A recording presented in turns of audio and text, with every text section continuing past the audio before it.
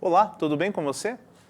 Já sabemos que o processador de um computador não foi criado da noite para o dia. Ele é uma evolução de conceitos e aprimoramentos tecnológicos que começaram há séculos, lá nas máquinas de calcular.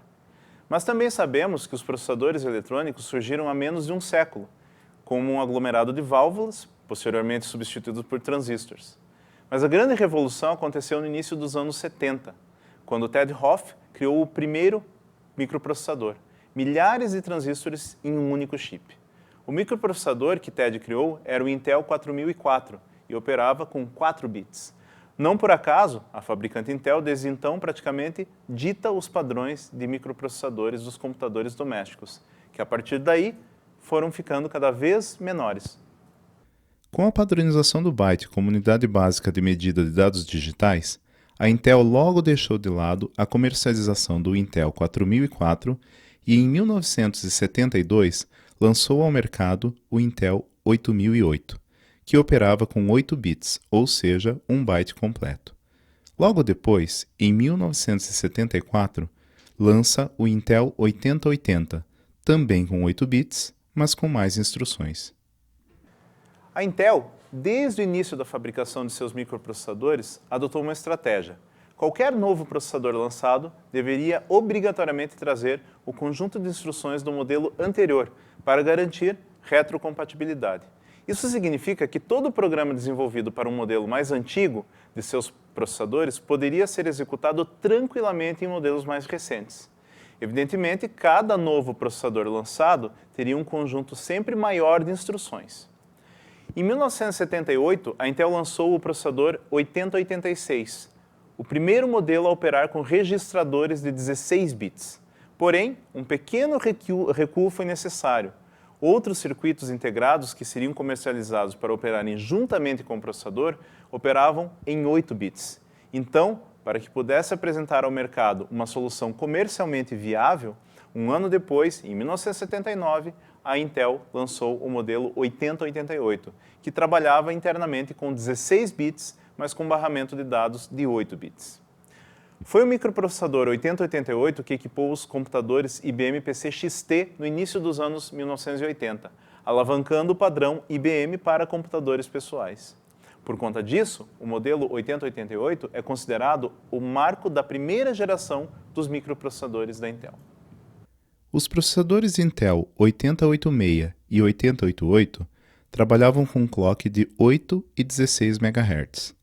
Com alguns recursos a mais, foram lançados também os modelos 80186, com 16 bits de dados externos, e 80188, com 8 bits de dados externos. Eles deveriam ser os sucessores naturais dos modelos 8086 e 8088 para os computadores IBM, mas isto não aconteceu por problemas de compatibilidade com outros componentes de hardware. Em 1984, a Intel lançou comercialmente o modelo 80286, que operava com velocidades entre 6 e 24 MHz e capacidade para endereçar até 16 MB de memória RAM, a memória principal do computador.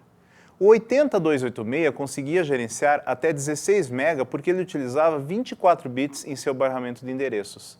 Lembrando que os modelos anteriores trabalhavam somente com 16 bits, o que limita o acesso direto somente a 64 KB de memória.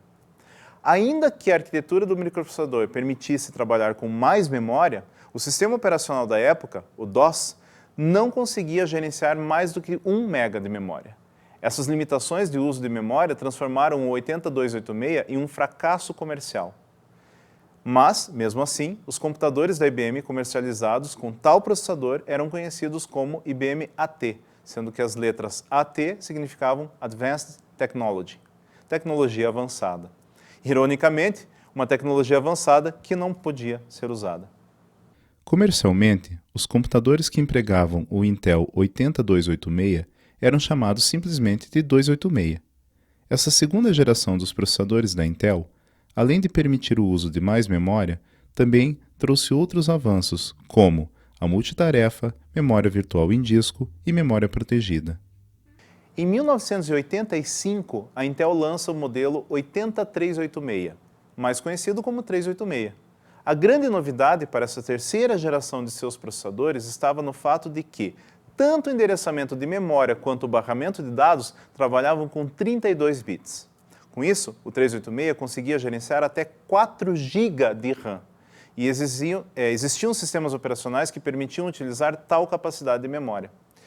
Como opção comercial mais econômica, a Intel lançou uma versão do processador 386 trabalhando com 16 bits de barramento de dados.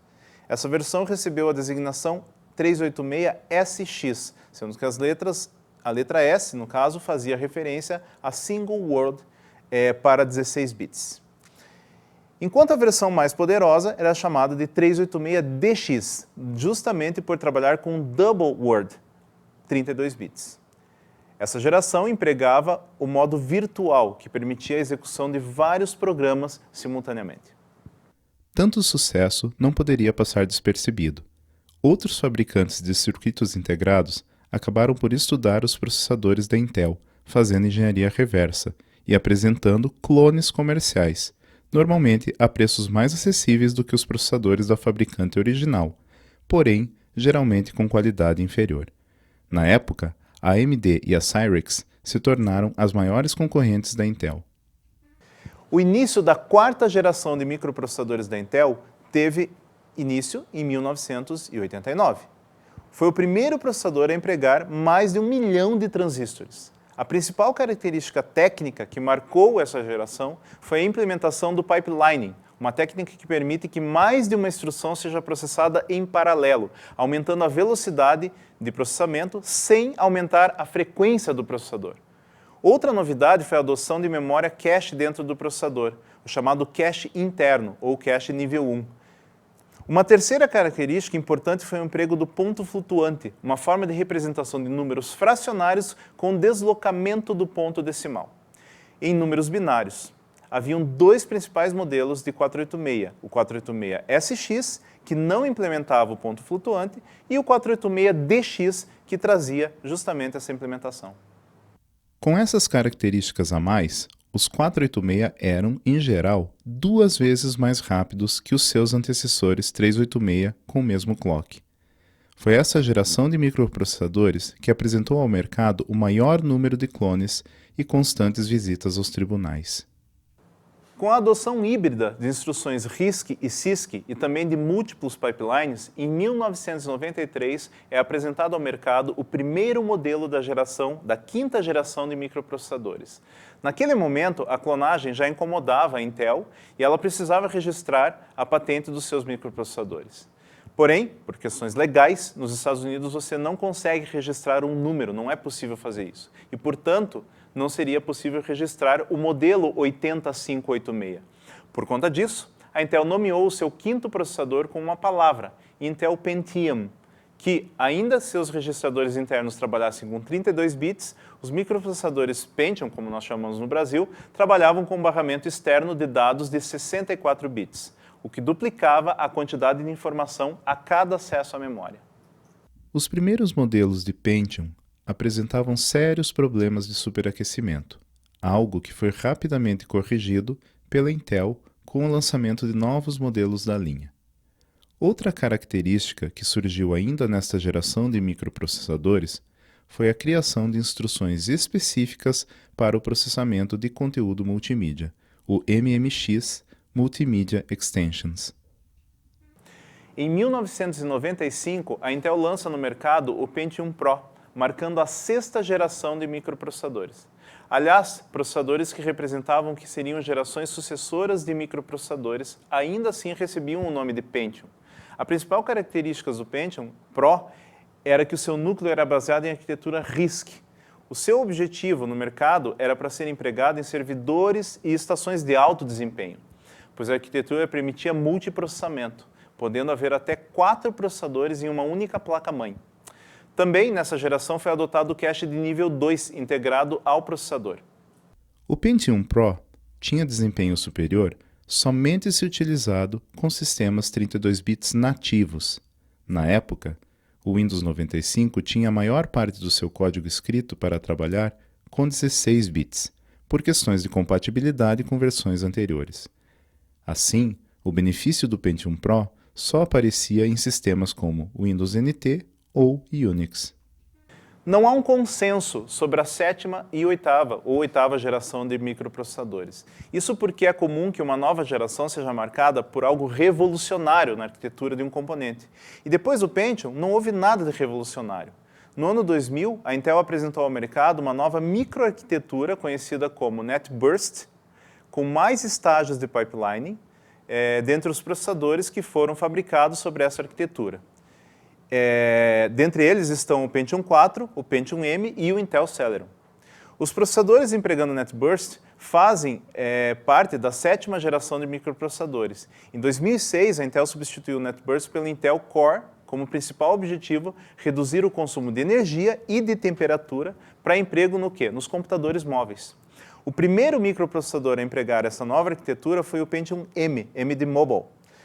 Depois vieram os Core Solo, Core Duo, Core 2, Core 2 Duo, Core 2 Quad e os Core Xeon para os servidores.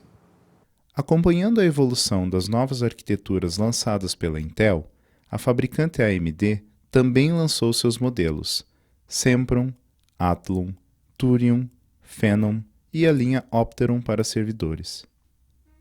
Em 2011, a Intel lançou uma nova microarquitetura, chamada de Nalin. A principal característica dessa arquitetura é permitir que a energia utilizada entre os vários núcleos do processador possa ser distribuída dinamicamente. Resumindo, se o seu processador Core i7 de 8 núcleos está utilizando apenas 4 deles para a realização de alguma tarefa, então esses 4 núcleos sofrerão um overclock, ou seja, eles vão receber mais energia e maior frequência para melhorar o desempenho, enquanto os outros núcleos ociosos vão deixar de receber essa energia. Essa habilidade é conhecida como Turbo Boost, e a arquitetura Nalin serviu como base para os processadores Core i3, Core i5 e Core i7. Mas os Core não param na arquitetura Nalin. As microarquiteturas foram evoluindo, dando origem a novas gerações de processadores Core.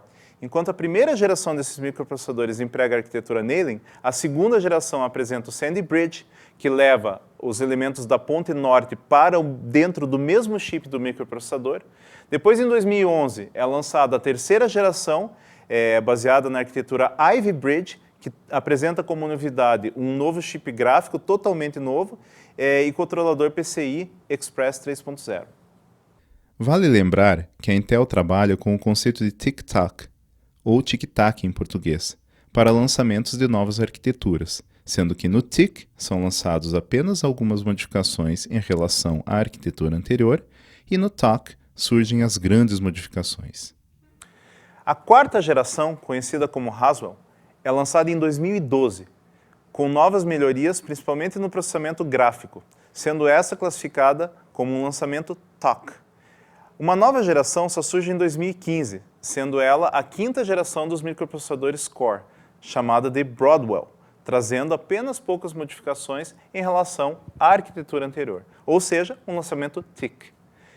Pouco se sabe ainda sobre a sexta geração dos microprocessadores Core, chamada de Skylake, mas espera-se que ela traga grandes novidades justamente porque ela será um lançamento do tipo TAC. Espero que você tenha gostado do assunto abordado na aula. Um grande abraço e até a próxima.